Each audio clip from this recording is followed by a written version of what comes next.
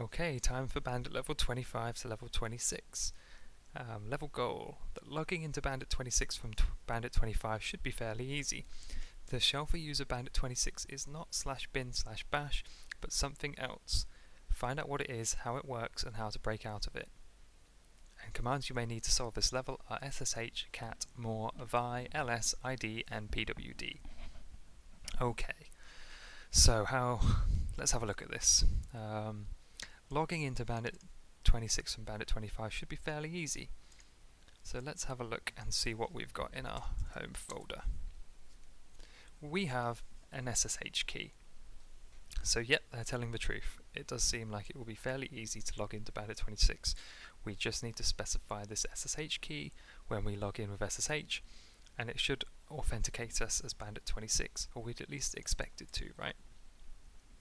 So when we've done this before, I copied this key to my local computer, to my actual home computer, and then logged in from there.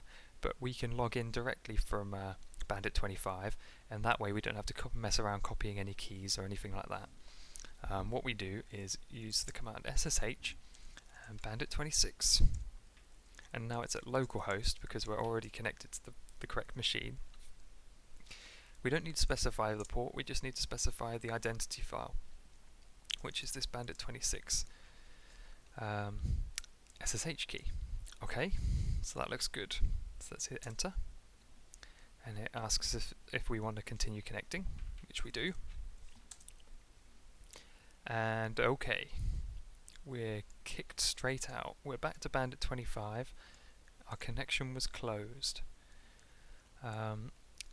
It opened up the usual sort of message of a day, sort of introductory message, and it also added this like Bandit 26 ASCII art on the end. But then it kicked us out. So that's weird, right? And I think that's going to have something to do with the fact that the shell for user Bandit 26 is not /bin/bash. Remembering that the shell is the program that sort of starts when we log in. It's the way we it's the thing that interprets our commands and etc. and passes them to the operating system. Okay, so we should see what this is then. If it's not /bin/bash, we need to know what it is. So how do we know what it is? Well, there's a file, if I control an L, available on the machine called the etc password file. It looks like this. Now it doesn't contain passwords. It used to, which is why it's called the password file. Now it just contains user information. So it contains all the users for this machine. You can see all the bandits that we've been previously, and it contains extra information. Now instead of looking at this, I think what we could do instead is take that input and pipe it to the grep command, so that we just look at the line that contains Bandit 26. Let's make this a bit bigger so that we get it all in one line, the output. Hit enter. Okay, this is a bit nicer, right?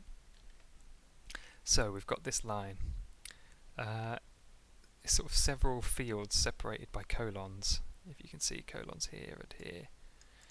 So what I'll do is I'll just quickly briefly tell you what each of these little bits mean. The first one is obvious, right? It's the username. The second one is an X.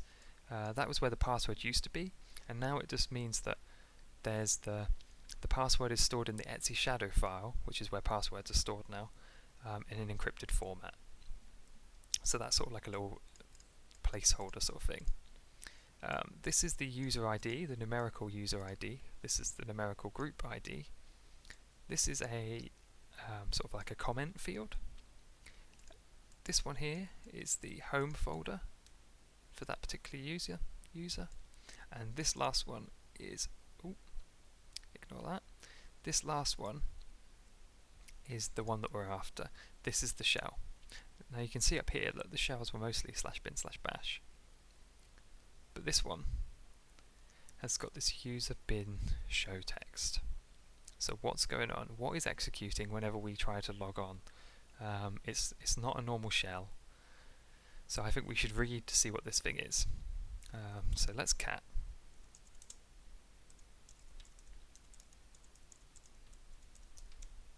Okay, so we're going to have a look to see what this is.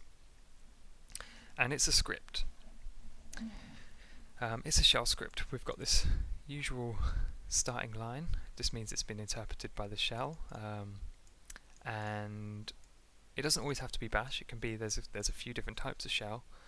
There's dash, there's like corn shell, there's a few, right? Most of them have very similar sort of behaviors. I think this one will just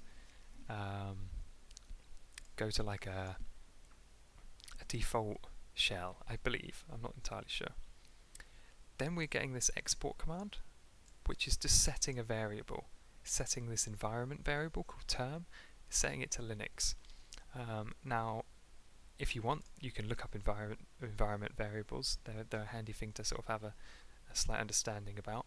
But what we just need to know for now is that this is just a variable being set here. So this isn't particularly interesting. We then have this more command. Now more is like a way to display text. So when we've used cat in previous exercises, when there's been loads and loads of text, if you use cat and it displays it to the terminal, it just puts this huge wall of text, and it can be really difficult to read and to navigate. So there's quite a few commands like more, less, head, that sort of allow for easier reading of large amounts of text. More sort of gives it in a paged kind of view where we can sort of, it starts at the top and then we can use a key just to scroll through the text, which is much nicer, right? And then we've got this exit. So the exit is what's kicking us out at the end.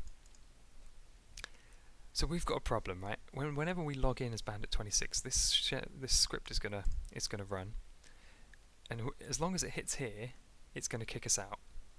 So we need to try and stop it from hitting here. And the only place we're going to have a chance to do that is here, in this more command. So we have to think a little bit outside the box here. Now what is this more command doing? Well, it's taking some text document and it's displaying it. And that is going to be this, right? So what's happening is the more command, this is that text file, it's displaying it. Now what's weird is it's not asking us to page through it like the more command you would normally expect. The reason it's not is because there's no need to page through it, right? It fits perfectly nicely on our terminal. So here's where the trick is, right? The way to think about this is we're looking for a way to stop this going all the way through. We sort of identify that maybe if we could get the more command to page as normal, then that would provide us with an opportunity to do something. It's not currently doing that because it's displaying it all like this. So how do we get it to page? Well, we need to make it so that this isn't all displayed in one hit. How do we do that? We make our terminal really, really tiny, which seems crazy, right? But that is what we're going to do. And this is like the way you have to think about some things. It's kind of nuts, right? So now I'm going to up until I get to that SSH command, and here it is, right? Trying to connect to Bandit 26. I'm going to hit enter. It's going to ask me if I want to connect, and I'm going to say yes. And you can see, look, the more program is kind of like activated now. We've not been kicked out. It's tried to display this ASCII art and it's got stuck, and it's now giving us the option to like page through. So if we start pressing buttons, it's going to page through, and maybe I'll just show you that. You see? I'm going to stop there so we don't do it all. It sort of messed it up as well because I made the screen so small. Okay, so what's the use in that, you might ask? Well, if we were to look at the more command, the man pages, and I didn't do this before because I already know about the more command and sort of the sort of the opportunities we have in using it, in sort of exploiting it. So you would have probably, like, if you didn't know, you'd have to like look at these commands, and you're looking for ways to like execute like system commands from inside a program. That's essentially what we're trying to do.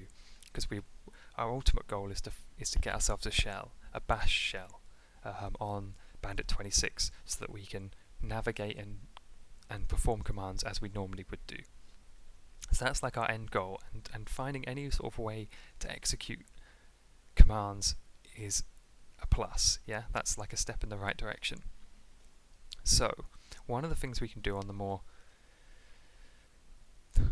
program is commands. It has interactive commands based on Vi being a text editor. And if we scroll down here, we can see that we can run execute command in a subshell. Okay, so let's try and do that. Let's try and execute a command by hitting exclamation mark and then say like ls, for instance, and hit enter. Okay, so what's happened there? We've just got Bandit 26 again. So you have to think about this a little bit. But when we execute, we're in a subshell here. And what's our subshell? Well, it's just the same shell. It's just Bandit 26's default login shell, right? So when we try and execute this command, it just runs that script again, and it spits out this Bandit 26. So that's a no-go. We need to find a way to change the shell, and it doesn't appear that we can do that here. Okay, we can execute command in a subshell. And the other things we can do with commands are just like displaying current file names and this kind of thing. What we do have is this.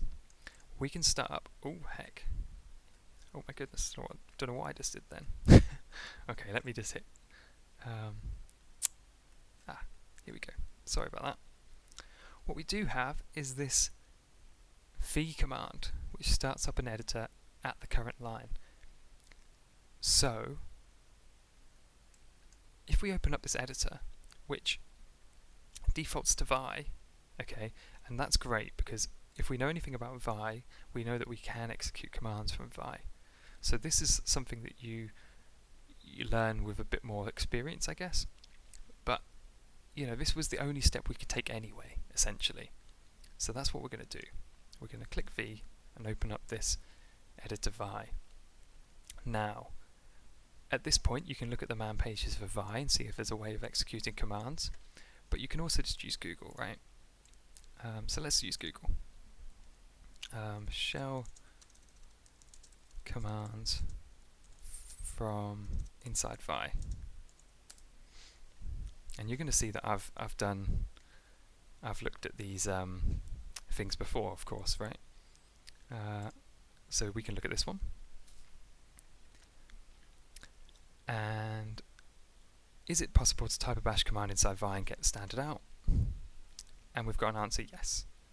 We can spawn a shell using this command here, :shell. But before we do that, well, we can do it.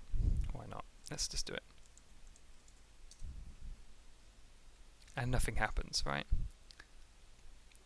What's happened is we've got another copy of Bandit 26 again, and you know why? It's because of the exact same thing as before. It's opened the shell, which is just that user text thing, right, that we had before. So we don't want that. We need to change the shell. So what we should really be googling is change shell in Vi. And again, Vi and Vim, by the way, are very similar. But I know it's this one. You know, you could look at this one as well, but I know this one has an answer that's easy and nice to look at. This person wants to change his shell. He doesn't know how to do it. And you can check your shell by using this command. And you can set the shell using this command. So let's just try this out. All happening down here. And yeah, you can see that it's running the command. Its shell is this show text thing, which we don't want. So we're going to change it using this command here. Set shell equals /bin/bash. Hit enter. Now we can check. So now it's saying it's bin/bash. And so now we can run that shell command. And voila! That is what we like to see. That is a bash shell. If we hit ls, we can see inside the directory. It's working as usual. And just to get the password,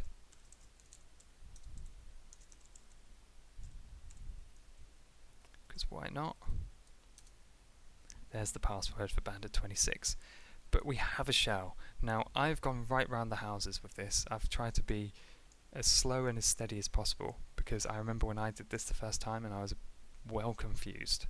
I hope that I've managed to highlight the sort of intuition behind it. We're looking to find a shell. We're looking to find a bash shell in particular. We're trying to navigate through the programs that are in place in such a way that we can execute this shell. That requires a little bit of outside the box thinking, but if you go into these scenarios thinking, how is there any way I can use any of these programs to run arbitrary commands, and you Google them and you look at the man pages, then you can start to figure out a path towards executing the commands that you want. And that's the main thing here, right? So you can see that level 26 was all about getting this shell. 26 to 27 starts by saying good job getting a shell. Okay, so that's where we're going to start. In the next one, I hope it's made sense. I hope I've been clear, and if not, please ask and I'll try and be a bit more, I'll give as much information as I can about it. Sorry for rambling on, but that's a really cool problem. When they made that, they must have been really pleased with themselves for making quite a smart little trick like that with the more command. Anyway, that's enough from me. I'll see you in the next one.